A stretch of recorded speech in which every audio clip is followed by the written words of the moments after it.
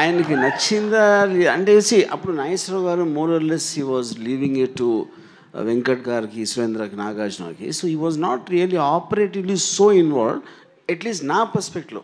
వాళ్ళ ఇంట్లో ఉన్న మాట్లాడేమో నాకు అంత తెలీదు, you know. So I just don't remember him saying anything. At least now I don't know for what reason. Yeah. Nagarjuna గారు నాన్నగారు ఏమన్నారు అప్పుడు ఈ సినిమా చూసాక చేస్తున్నానని తెలిసినప్పుడు? I was very happy. ఆయన బెస్ట్ ఫ్రెండ్ కొడుకు అబ్బాయి రామ్ గోపాల్ వర్మ, సౌండ్ రాజు గారు మా ఇంట్లో మా స్టూడియోలో పనిచేసేవారు అక్కడ. ఆయన బెస్ట్ ఫ్రెండ్ అబ్బాయి. వాళ్ళిద్దరూ రోజుకు ఒక 4 hours అన్నా కూర్చునేవారు ఎవ్రీ డే ఒక చెట్టు కింద. సో ఆయన he was very happy. Nagarjuna గారు, మీకు చాలా ఇష్టమైన బిరుదు నేను ఒకటి ఇచ్చాను మీకు, సెల్యులాయిడ్ సైంటిస్ట్ అని నేను ఇచ్చింది. It is I coin that one. ఆ సైంటిస్ట్ కనుక్కున్నటువంటి ఒక ఇన్వెస్టిగేషను మిస్టర్ రామ్ గోపాల్ వర్మ.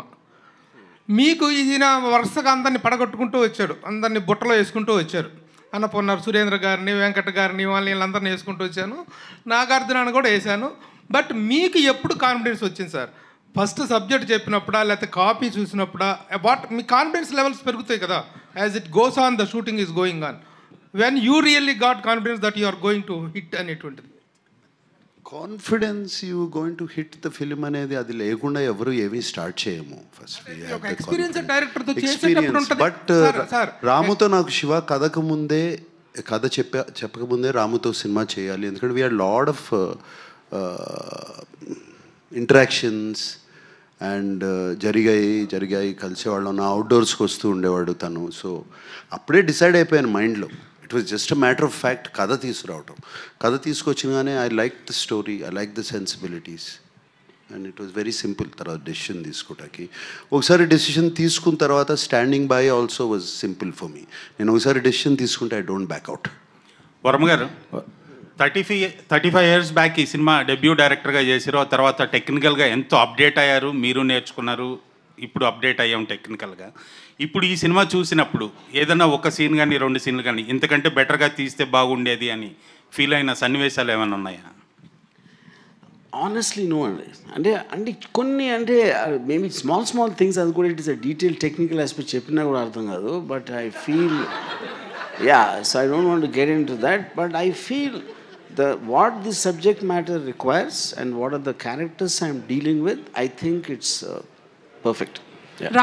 అందరూ కొత్త వాళ్ళైనా వర్మ గారు అందరూ కొత్త వాళ్ళైనా ఒక్క నిమిషం ఆర్జీవి గారు ఎప్పుడు రియాక్ట్ గారు నిన్న ఫస్ట్ టైం చిరంజీవి గారికి రిప్లై ఇస్తూ కొంచెం ఎమోషన్ కూడా అయినట్టున్నారు. వై చిరంజీవి గారి మీద ప్రేమ సడన్గా మారిందా? సరే, ఇక్కడ మనం శివ గురించి మాట్లాడదాం. మీకు సెపరేట్గా అంటే శివ గురించి మాట్లాడుతున్నది ఆయనకి ఆ క్వశ్చన్స్ అడగకపోతే ఆయనకి నిద్ర పట్టదు. రాము సార్, నేను ఏం చెప్పాలనుకున్నా ట్విట్టర్లో చెప్పాను.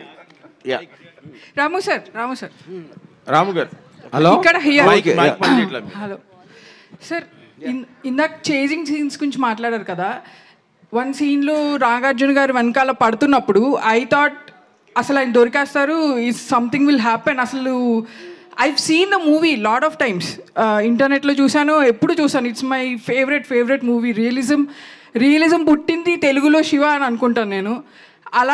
అలా ఉన్నప్పుడు I thought something will happen to the baby or to him. కానీ వెళ్ళిపోయినప్పుడు ఐ థాట్ ఓకే, ఇలా బస్ ఎక్కి వెళ్ళిపోయినప్పుడు so that was his escape. Next immediate సీన్లో సుధాకర్ గారు వెనకాల పడతారు. అది ఎంత రియలిస్టిక్ ఉందంటే ఐ థాట్ ఆయనకి బస్ దొరికితే హీల్ బతికిపోతాడు కదా, మోటార్ వెహికల్ ఏదో దొరికితే బతికిపోతాడు కదా అని ఫీల్ అయ్యాను. Like I was really involve in to that scene. కదా, అలాంటి ఒక పొదలు ఫారెస్ట్ లాంటి ఏరియాలో bus exactly but I was praying that దొరికితే బతికిపోతాడు కదా అని. సూపర్, అంటే అంత ఇన్వాల్వ్ చేసింది. బట్ యాక్చువల్గా most challenging is not about the running shots.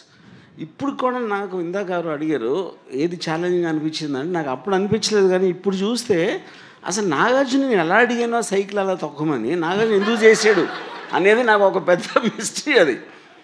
Because Nagarjuna ఈ might know how to ride a cycle, but stunts like holding another jeep or ర్యాండమ్గా ట్రాఫిక్లో ఇటువంటి పైగా ఆ పాపను పెట్టుకుని that no not at all.